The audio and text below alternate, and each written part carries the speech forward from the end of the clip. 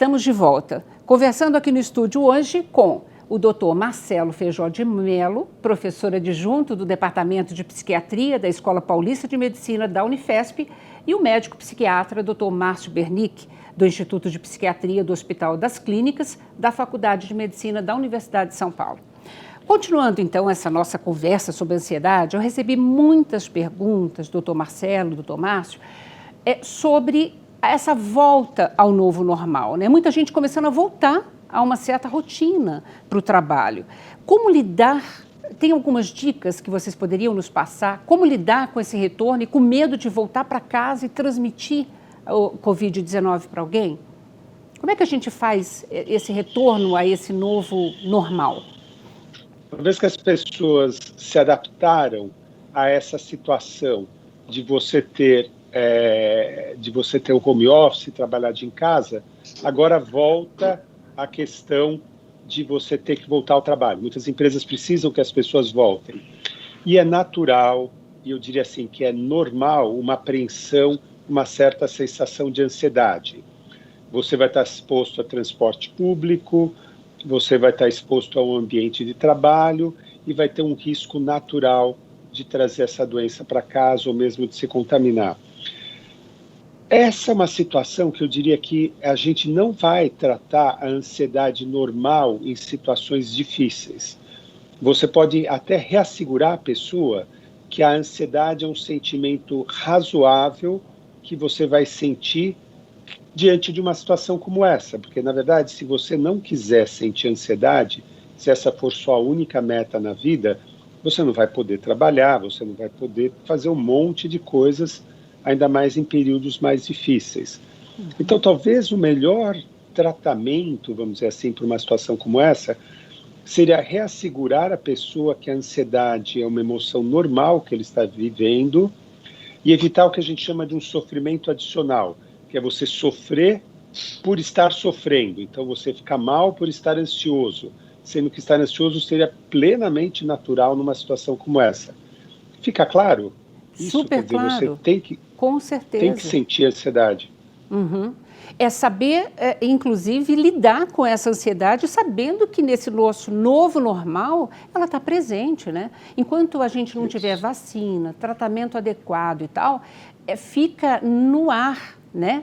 Esse receio que a gente tem, porque era inimaginável até ontem que a gente viveria uma pandemia dessa pegando o mundo inteiro, né? Agora, Marcelo, doutor Marcelo, no dia a dia, né, é importante também a questão do sono, que afeta muito. Eu, por exemplo, recebi várias perguntas de telespectadores falando de pesadelos, de não conseguir dormir e que isso alterava, inclusive, todo o organismo, né? É importante a gente ter um sono adequado, tentar garantir isso?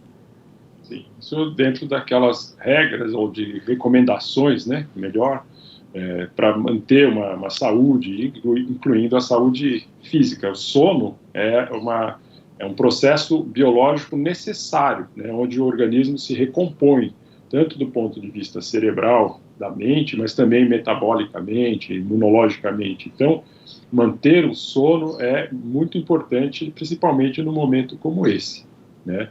E é também, como o Marcos falou, esperado que nós, pelo fato de estarmos vivendo um momento de apreensão, de medo, de ansiedade, expectativas, né, que o conteúdo dos sonhos também sejam preenchidos por esses pensamentos que estão na mente da gente, e provavelmente com os medos da morte, coisas, sofrimento ou problemas financeiros, isso venha, às vezes, com sonhos perturbadores, até pesadelos, eventualmente. Então, são coisas que podem estar dentro de um esperado, de um momento esperado, mas que o sono é fundamental, então, de ter medidas que possam fazer com que o indivíduo durma melhor. Então, evitar, fazer uma higiene do sono, né? Então, evitar ficar se expondo antes do horário muito tarde, a luzes, evitar coisas que possam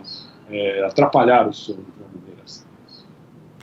Agora, você sabe que... Existem, Pois não, doutor complementando, Márcio. existem muitas boas regras de higiene do sono, isso pode ser achado na internet, que inclui controle de estímulos muito estimulantes logo antes de deitar, mas uma das regras mais importantes que eu vi ser rompida no começo da pandemia é que, assim, a qualidade de sono vai ser muito ruim se a pessoa ficar deitada mais horas do que o corpo consegue dormir.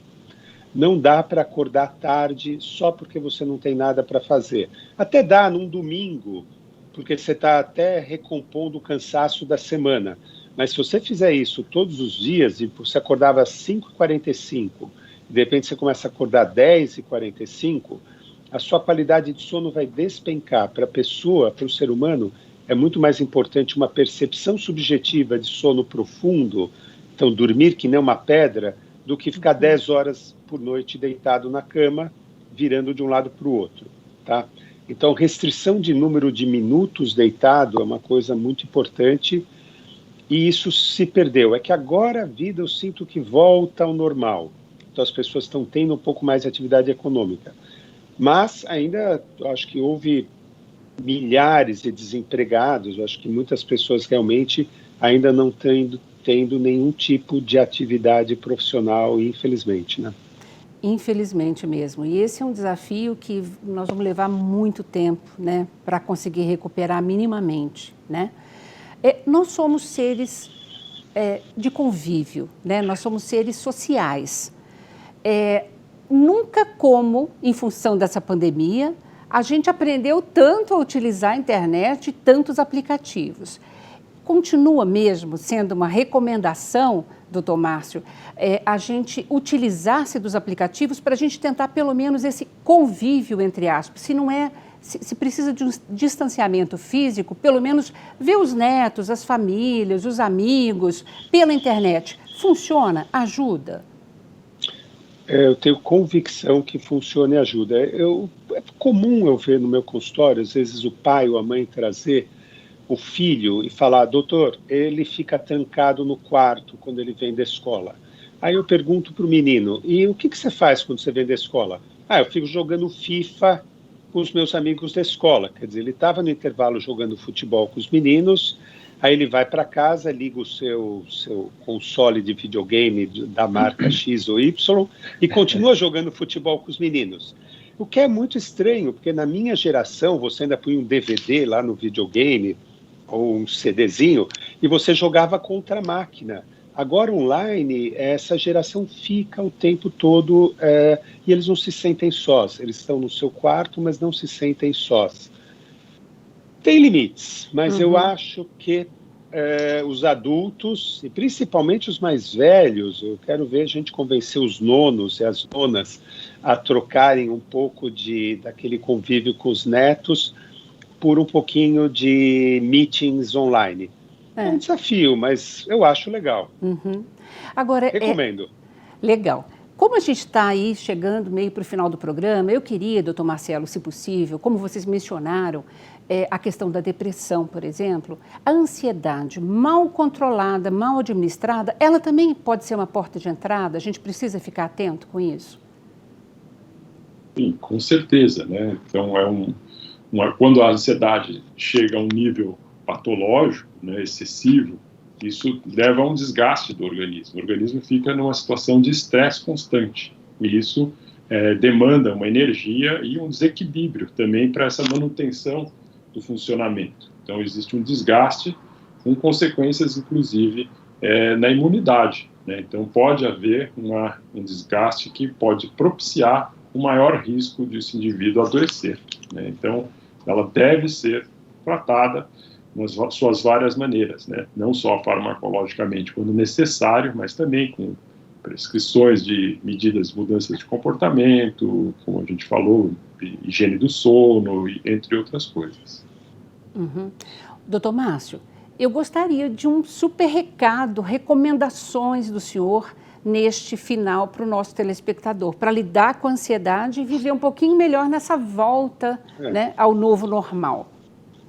Importante ressaltar mesmo, ansiedade e depressão vão surgir no novo normal.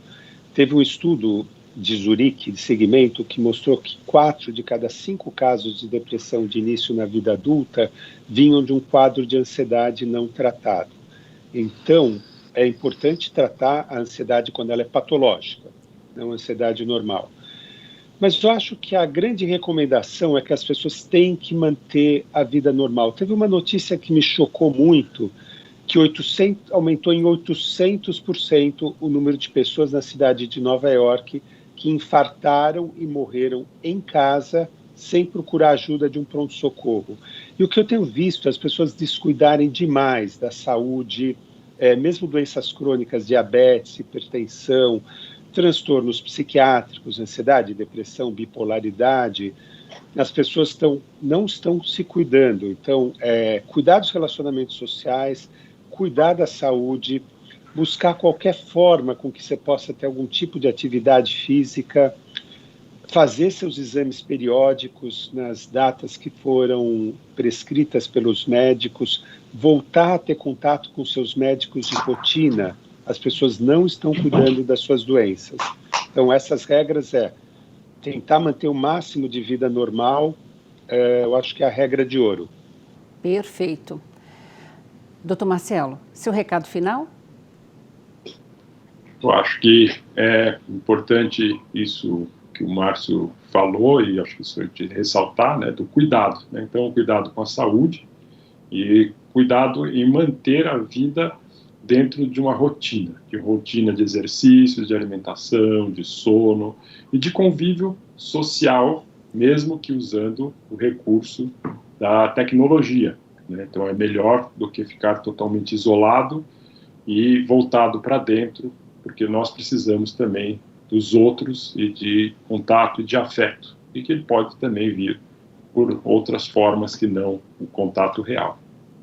Perfeito, muitíssimo obrigada, viu, pela participação, doutor Marcelo, doutor Márcio. Eu espero que a gente realmente consiga lidar com essa nossa ansiedade, sabendo que ela é normal, né, para que a gente seja um pouquinho mais feliz, menos estressado num momento como esse. Super obrigada e vamos, inclusive, lidar com o tema depressão, né, num próximo programa. O espaço vai continuar aberto para vocês, tá bom? Ok, obrigado. Obrigada. Um abraço. E agradeço também a você que nos assistiu. Se quiser rever esse ou qualquer outro dos nossos programas, acesse saopaulo.sp.leg.br/TV Câmara SP ou um dos nossos canais nas mídias sociais. Até a próxima. TV Câmara São Paulo, assista, fique sabendo. Obrigada.